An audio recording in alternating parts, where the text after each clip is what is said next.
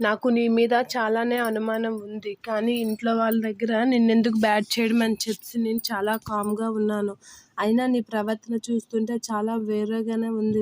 నువ్వు వచ్చినప్పటి నుంచి చూస్తున్నాను కదా అని చెప్పి అవని అయితే పల్లవితో అంటూ ఉంటుంది.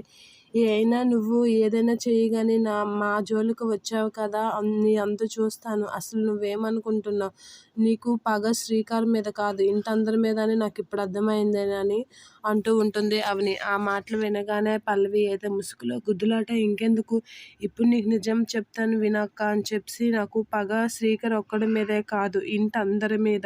నాకు వీళ్ళు ఎవ్వరు సంతోషంగా ఉన్నా నాకు నచ్చదు. వీళ్ళందరూ కృంగి కృంగి చచ్చిపోవాలి. నాకదే న్యాయం అనైతే అంటూ ఉంటుంది పల్లవి. అలా అనగానే అవని అయితే షాక్ అవుతూ ఉంటుంది. వీళ్ళందరూ నాశనం అవ్వడానికే నేను ఇంట్లో అడుగు పెట్టాను అనైతే చెప్తూ ఉంటుంది.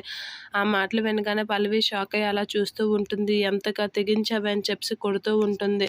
నువ్వు ఇంట్లో వాళ్ళని ఏం చేయలేవు, నేను చేయనివ్వను కూడా అని చెప్పి అవని అయితే పల్లవిని కొడుతూ ఉంటుంది. ఏంటక్క అని గట్టిగా అనేసరికి, నువ్వు ఇంట్లో వాళ్ళనే కాదు కదా ఎవరిని ఏమీ చేయనివ్వను, నేను ఎంతుండగా అది నీకు జరగని పని అని చెప్పి అవని అయితే పల్లవి చెంప చెల్లుమనిపిస్తుంది.